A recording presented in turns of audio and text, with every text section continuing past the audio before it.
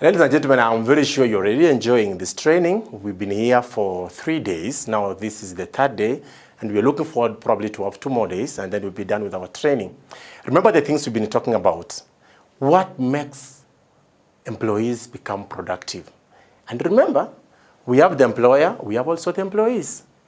We are still looking at some of these things, and they're very simple things that we do, but they make us more productive. Today I want to let me focus on those of us who are unit managers. You are given a role, you are head of a department or a unit manager in a given place. But I want us to focus on the companies where we've come from. What makes us become more productive? Number one, let me just focus on do not be afraid to delegate duties. Do not be afraid to delegate duties. Some of the unit managers, they always fear, they want to do everything, you want to micromanage everything. By the end of the day, you become more stressed, you're running everything, and the people that you are leading, they think probably you really have a lot of money or you have a lot of opportunities and such. Sometimes give them opportunities. Let them also learn to do the things that you are doing. Give them the opportunity to do those things that you are doing. In fact, they will discover that they will learn to experience the loneliness that you experience. Give them opportunities, let them also learn. Because by so doing, they'll become more productive and they will learn to own their own mistakes. At the same time, they'll be able to own their own opportunities and even some of the choices that they make. Another thing also, learn to match tasks and skills. Look at the staff. Are they matching with the skills? What is so good with so-and-so? And then can you give him what matches, what goes with his skills? So learn, understand your people. That is why I remember again what we talked about the first day, that understand your employees. Get to know their challenges, get to know who they are. In fact, go beyond their professional work. Because some of these employees, they are so stressed from home, and it affects the way they do the work. Some of them probably they've taken loans and they are going through a lot of challenges to a point that you can see the effects in the way they are working. So remember again what we talked about as an employer. Learn, understand your employee. Once you've understood the employee, now match the tasks and with the skills. And then remember another thing we want to look at is train and develop your employees. When was the last time you did a training? And don't just do trainings for the sake of trainings.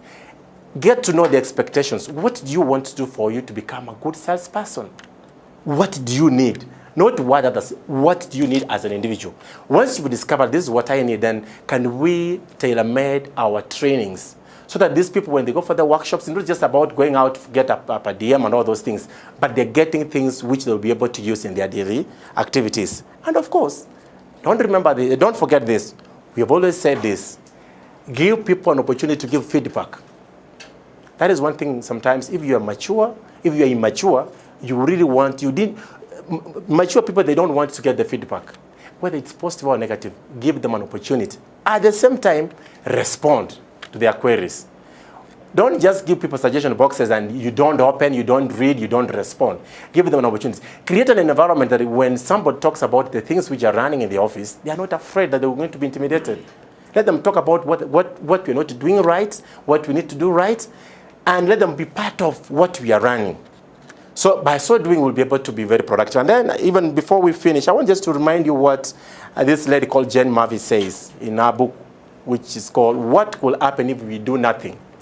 I want just to borrow some of the things that she has really spoken, which would be great. She talks about know your employees, know their values, their interests, their capabilities, their challenges, and their aspirations. Very critical. Remember, we've been talking about this. Develop them. Can you create opportunities where you'll be able to coach them? Do workshops, courses. Can you shadow? Give them an opportunity to do what you're doing.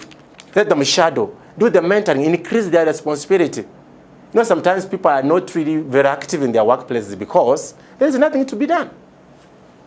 And they are not seeing any value. They are not valued. So that is why when you feel you are being misused, when you get an opportunity also, you misuse your organization because you feel you are not valued. So when you get a simple opportunity, unawagonga vizuri sana. And of course, remember, when you do that, the effects. Remember again, to communicate clearly, early and often. Make sure that you're communicating in your department clearly, early, and make sure that you do it often. People want to know what they're supposed to do and the timelines, and of course the areas they're not supposed to touch and the effects, even in any case something is not working. Inspire your employees. Remember, you are the architect. Communicate. Do have a clear vision. In fact, do what we call invite collaboration and participation. Don't just do things and then you just come tell them do. Invite collaboration and participation. Introduce opportunities that solve their problems together. Encourage risk-taking. Acknowledge that when things fail, that is the byproduct of innovation. Let the employees learn to try new things, because even if they fail, they have known something. That is a byproduct of innovation. Give people room to think and contribute. Don't just bring everything and then tell them, I want you to do this. Give them room to think and let them get an opportunity to contribute.